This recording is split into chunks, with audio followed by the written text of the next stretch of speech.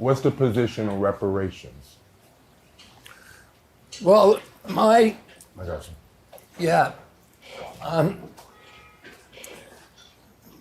Listen, can I tell you about a little bit about my background?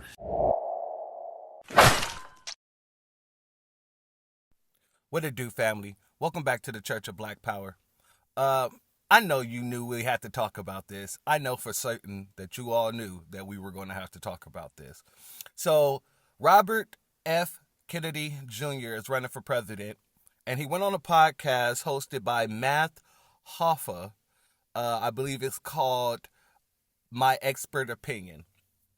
And he went on this podcast, and he was asked his position on reparations.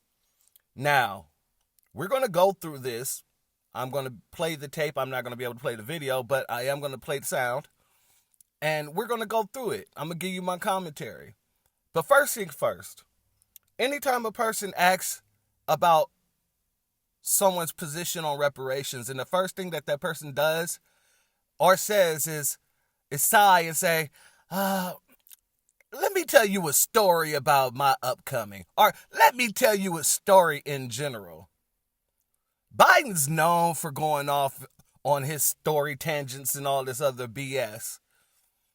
But you can guarantee that anytime a person is asked about reparations and the first thing they do is sigh and then try to tell a story, automatically they're not for reparations, which means automatically they're not for us. But let's get into this video so I can start breaking this down. So my father put together a group of top-level businessmen, Andre Mayer from Lazard Frères, Tom Watson from IBM, and a bunch of others, and got them to make a commitment to come to Bed-Stuy regularly and to mentor businesses. And then when my father died, I went on the board of Bedford-Stuyvesant Restoration. We built Restoration Plaza over there. And when I first went over there, I don't know if you are you from? I'm from Brooklyn. From Brooklyn. I'm from the We Stop. from Brooklyn. You from Bed-Stuy? I'm from Bed-Stuy. Restoration is on Fulton. Yeah. Right. half So mile. my father built that, and I was on the board for 35 years.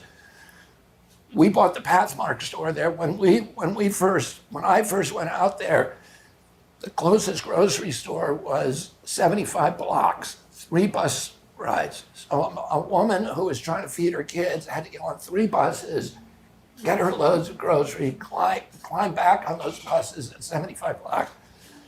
And we got Pathmark to move into Restoration Plaza, which it changed a lot of people. And then we built the theater there. We built, sports centers and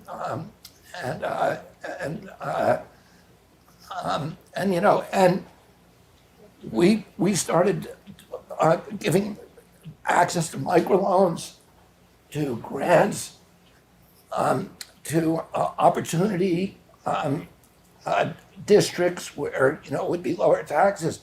And when I first started going out there, and when my father went, all the businesses on Fulton Street were boarded up. There was nothing. And I have now, because when I married Cheryl and moved out west to California, I stepped down off the board at that point. Notice he was asked his position on reparations, and he started giving this long-winded story, talking about what they did in the past, what his father did, and all this other stuff. I just wanted you to pay attention because there's going to be a lot of long storytelling going on with this man. I'm going to try to push it through, but there's a lot of that. But the last time I was there, Fulton Street was thriving. There were, all of these storefronts were crowded. Yeah. And that is good not only for the Black community, but it's good for everybody. And so when you ask me about reparations, I'm going to tell you one other thing. I spent 20% of my time representing Indians during my career in the United States and Latin America and in Canada. And a lot of the Indian tribes at that point were getting gambling. And there would be arguments, fights within the tribe about how do you distribute the gambling money. do you, and the traditional chiefs would say, do not give it in cash payments because it is not, this money belongs to the entire community over the generations. And it should be distributed that way. And what we saw is the tribes that put it into institutions like clinics, scholarships, business loans, microloans, building factories, those things, those tribes really flourished. The communities flourished. Right. And that sense of community was great. And all the tribes that did cash payments was a catastrophe. See, this is a problem with not having someone who's knowledgeable about these situations in the room. Because anybody who was knowledgeable who would have heard that would have stopped him right there and said, obviously, you've never heard of the Saboba Indians. Obviously, you never heard of the San Manuel Indians. Obviously, you never heard of the Agua Caliente Indians. Obviously, you never heard of the Morongo Indians. Because the truth of the matter is this, all of those tribes pay per cap due to their casinos and due to the money and funding that they get from the government every year. In order to, they pay that per capita out to their members. As long as you're 18 and older. Every single month, you get a check per capita. That's an absolute fact. And not just that, let me read something to you guys real quick. This comes from the whitehouse.gov. The budget makes the largest annual investment in tribal nations in history through $4.5 billion for the Department of the Interior Tribal Program, a $1.1 billion increase above the 2021 enacted level. Now let's jump to another one. Now this comes from the same website. Building on feedback from extensive tribal consultants, the budget provides $4.7 billion for DOI's tribal programs, more than $690 million above the 2023 enacted level, including investments that would support public safety and justice, social service, and educational needs to uphold federal trust responsibilities and advance equity for Native communities. My point is this. He's running around acting as if all the people that gave money to their Native American people, their members, they actually, they were worse off. When the absolute fact was this. The Native Americans who decided not to give the money up front, who decided to put that money into infrastructures like that casino or those casinos that they have, once the casino became profitable, they started paying per cap along with the assistance that was given to them by the government. That's an absolute fact, and you can look it up and you can go ahead and sit on that. But the thing is, this is what I'm trying to get people to understand as well. They sit here and talk to us like we're stupid and we don't know what's going on. They sit here and talk to us like we're stupid and we don't know history. They sit here and talk to us like we're stupid and we can't look things up. They sit here and talk to us like we're stupid and we don't know what's owed to us. And I'm going to touch on that a little bit later as well, because the Native American knows what's owed to us. Dr. Claude Anderson explained it best when he spoke about the Native families who owned slaves as well, held them for over 100 years after slavery was over. So we got to be very, very clear that we don't give a damn about anything that he's talking about or anyone else who tried to bring up history or bring up someone else's history and all this other stuff. Because when you bring up our history without the reparations, you have greatness. We built cities, we built airports, we built towns that was put underwater, that they ran freeways through. While he's sitting there talking about we wouldn't know what to do with it. If that was the case, they would have gave it to us already. Because then they would be able to say, oh, we gave you guys reparations already. The same way they keep trying to say about Obama and everything else. But the fact of the matter is, They know if they actually pay out that reparations, there's going to be people rebuilding all the Black Wall Streets, not some of them, all the Black Wall Streets, while some of our young, dumb, and full of cum brothers and sisters will go and spend up their money. But the real ones will be building the infrastructures. The real ones will be putting their money together to build these banks so we can make sure our future generations have something and actually be able to go somewhere to support their businesses. We already know what to do. But yet he tells all these stories about other people as if we ourselves haven't shown and told through history what we can and will do. Let's continue. Well, I would be against cash. If there was no other issue, I would be against cash payment reparations. But the word reparation means repair. Yeah, we're going to put a pin in that. We're going to circle the wagon. And, I grew up in a Jim Crow, and I saw this was not just the injury did not end with slavery.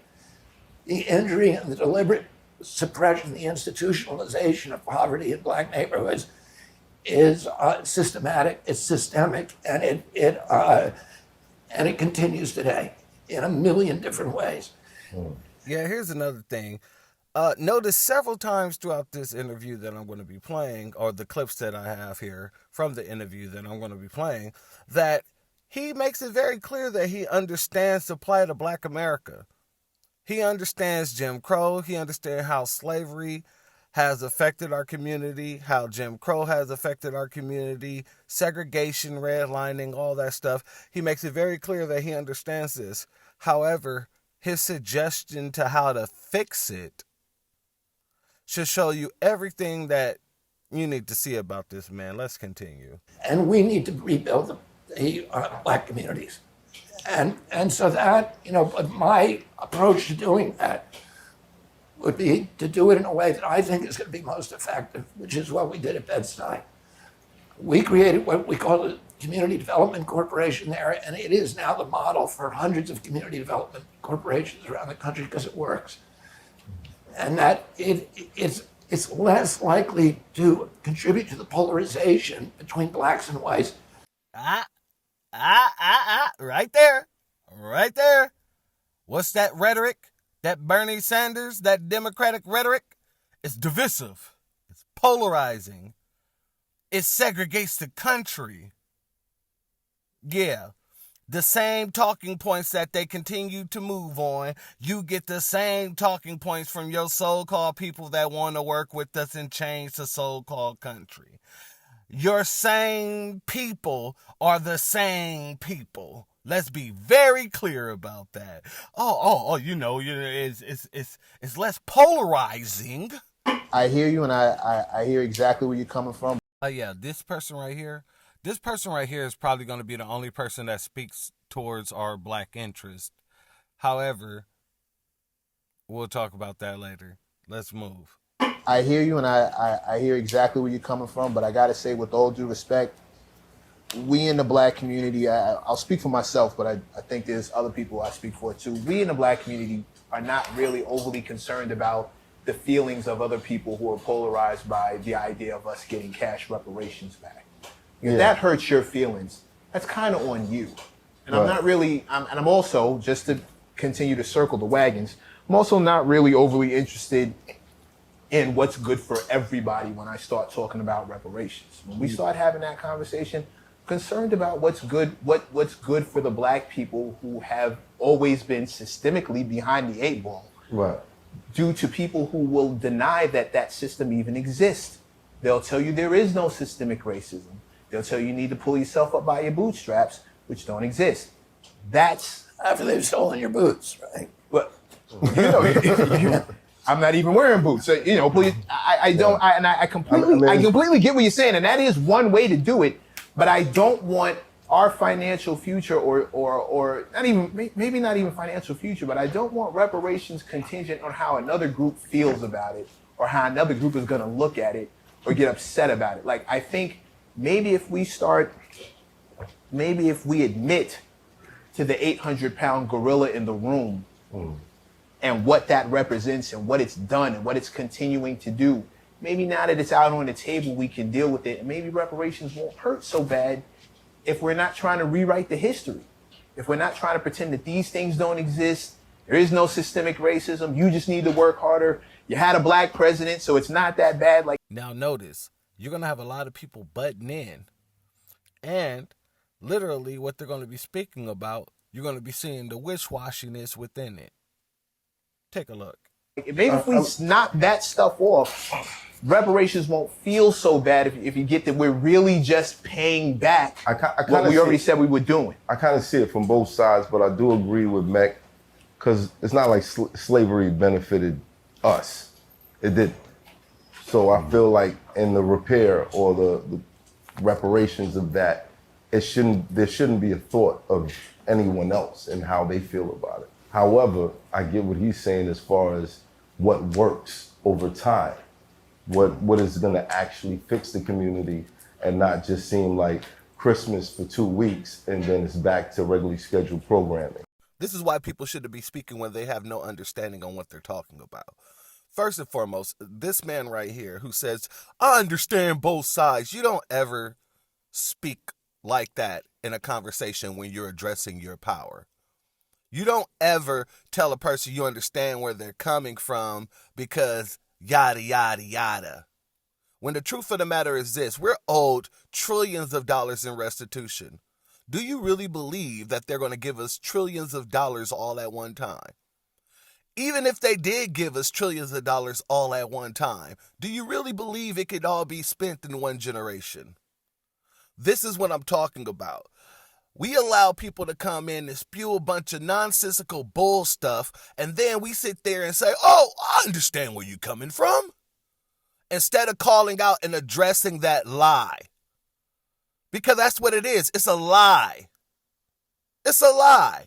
We're going to spend up all our money and all this other stuff. Matter of fact, Marcel Dixon put it best. Let me read this real quick. This post has been making its rounds on Twitter, and it states, if black people got reparation checks tomorrow, non-black businesses like Gucci would make billions of dollars. Soon as you get some money, you go right to the people that don't like you just so you can flex on people who look like you. And Marcel addressed this comment, and he states, I keep hearing this tired, stereotypical cliche being thrown around with no data to support it. Data shows we are more likely to start more Black Wall Streets. Also, it is our money. We can spend it how we like. And I agree 100% with Marcel. 100%. Here's the thing. I tell people this all the time. I wouldn't give a damn if a person took their reparations and went to Vegas and lost it all on black. Lost it all on red. Lost it all in a bad crap move. I wouldn't give a damn. Because it's their money. Now, you're going to have some people who go and do that. Well, that's on them. And then you're going to have other people who's going to get together and rebuild. You're going to have other people who get together and build infrastructure. You're going to have some people who get together and show them white folks why they kept burning down our towns, why they kept putting our towns underwater, why they kept running railroads through our towns. That's a fact, Jack. But let's get through the rest of this crap. And I hear what you're saying too. And my approach is a practical approach. So here we go with the practical bull stuff. Once we weed through all the nonsense and we make it very clear that we're not interested in anybody else or what they think or their interest or anything like that. This is supposed to be about us and our interest and what we are owed and what we deserve. They want to talk about practicality now. But they don't talk about practicality when they're sending money everywhere else or putting money into anybody else's community. They ain't talk about practicality when they gave Asians $50 million. They ain't talk about practicality when they started funding all these illegal immigrants, putting them up in hotels and giving them 3 square meals a day and actually giving them spending money. They wasn't talking about practicality then. But whenever it's for us, it's all about practicality. Practicality. I want to be practical. Because you just had a Supreme Court that threw out affirmative action, which Right. spoken out against that decision. Right. But I think reparations even a heavier lift constitutionally for this court. So I'm Then there's that. right. Yeah. So, but let me ask you something, because we're talking kind of theoretically here. Sure. Where, because I spent a lot of time working with American Indians who had the whole place taken away from them. Mm-hmm. The only place that was paid for was Manhattan Island for $24. But the rest of it was taken illegally by force. So where would they stand on the reparations scale? We don't give a damn. Didn't he just say that? I could have swore that Math clearly stated he wasn't concerned about what other people think and how other people would feel about it and all this other stuff. Then this man circled the wagon and come right back to Native Americans. Well, what would they feel about reparations? Let me read something for you. This right here was posted by a Native American woman named Kim Tallbear, and she states, Biden and other clueless white damps needs to stop bringing Native people into reparation convo. We have treaty and other rights. Reparation is not our avenue.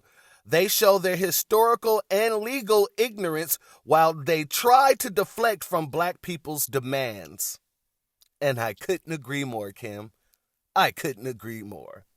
So the next time you got one of these people in your face and y'all talking about reparations and they bring up, well, what about the Native Americans? What will they think? You let them know that they want you to know to leave them out of it. They got their treaties and their rights. As she stated, reparations is not their avenue. It's just a way for you guys to deflect from what we are demanding. And make sure they understand that. Because we got two brothers in this barbershop here who's allowing this man to deflect. Math was really the only person that was holding this man's feet to the fire about it. He was the only person that was actually making sense. Oh God, this is gonna sound terrible. Let me get a good way to say it. He's trying to figure out how to say he doesn't care about that, right? You damn right.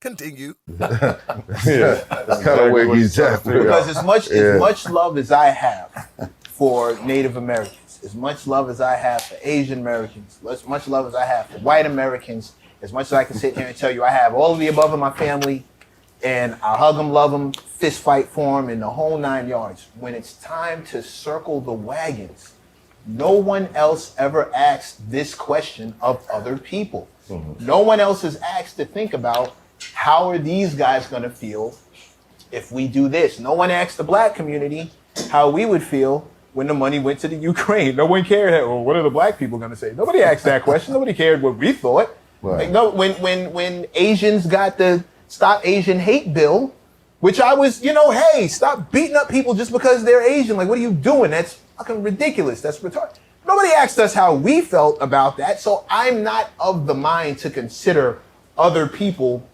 when I'm looking out for what's good for my brothers and sisters in this struggle with me, because when the cops show up, it's just us.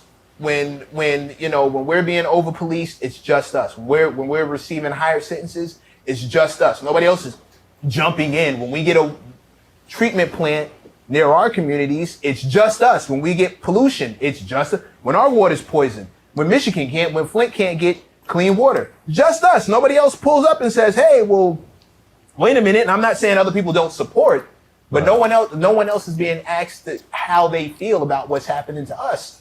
So when it's something for us, I don't want to have to consider how someone else is going to be made to feel by the fact that 40 acres and a mule is now coming back to the people who never got it. Right. I don't want to have to ask that question. I don't think it's fair that we should have to bear that emotional burden or have that on our conscience. I don't think we should be made to empathize with, feel bad about getting something that we were stiffed on. Right. That's it.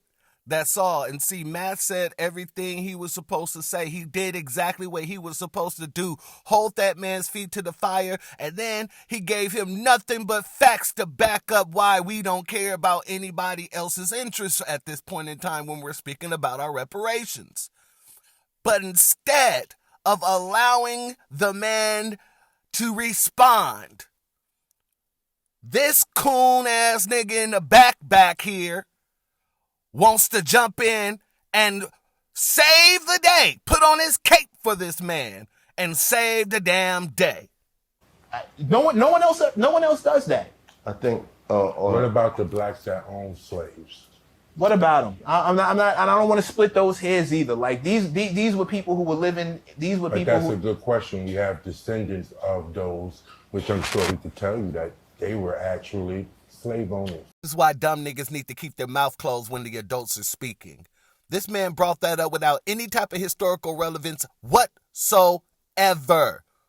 Not the fact that, most slaves were buying their family members and friends from those slave owners and living on the land together and farming together. It wasn't the fact that they were putting them through the same channel slavery, the same slave tactics that those white folks was doing. That's not the case at all. But that's not brought up either. All he wanted to do was bring out that stereotypic narrative that black people own slaves too. What about those people? Like I said, not everybody needs to be in the room when these type of conversations are taking place. For sure. And those people had to go through Jim Crow just like everybody else. Those people got called niggas to their face just like everybody else. If the money lasted, they got redlined just like everybody else. I don't want to split again. Do they family get money? How about once we get the fund together, we figure that out. But we figure that out. Exactly. Basically what our brother just told this nigga was, nigga, shut up. That ain't got nothing to do with nothing. Shut up. We'll deal with that when it comes. Get out of here with that. Basically. That's what I heard. But he didn't want to, do it like that in front of the white people. Understandable. But that's basically what he said. Nigga, shut up. That ain't got shit to do with this. So my position is just a little bit, I understand what you're saying. So I don't believe money is a solution. I never say money is a solution. Financial is not going to save anybody. I can give you $1 million right now and you're still going to die. You're still going to be faced with the facts of if your spirit and your soul is right. So money is not the solution. When you give the Indians the money, like you said, if they messed up spiritually, they're going to go out and get drunk.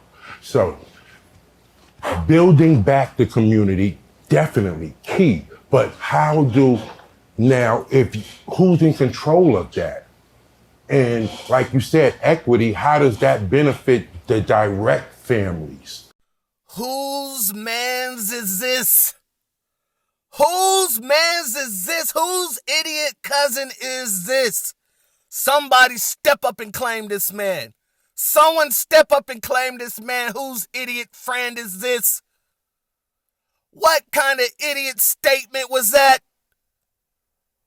I don't believe money can fix anything, it doesn't fix any problems. But then you want to ask a question like, how does the equity reach back to the black family? By giving them the money.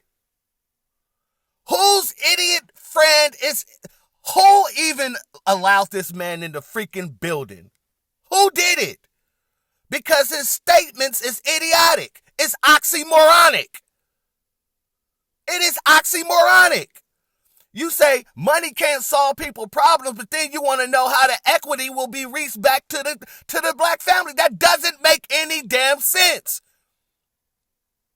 And we'll get to the building back to businesses and things like that. But what this man said was super oxymoronic.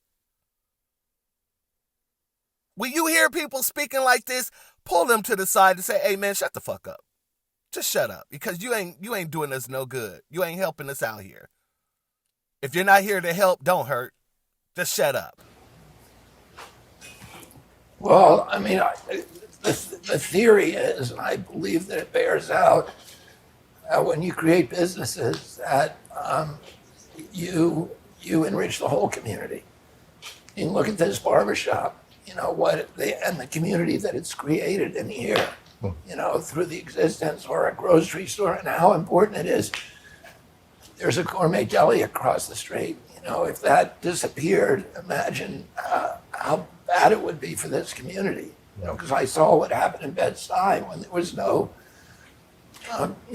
place to buy. Every business that you build enriches the community more. It enriches everybody in the community. But we don't But own you're these doing it in an businesses. organic way. That's the next. We don't that's the own next, these businesses. That's the next key.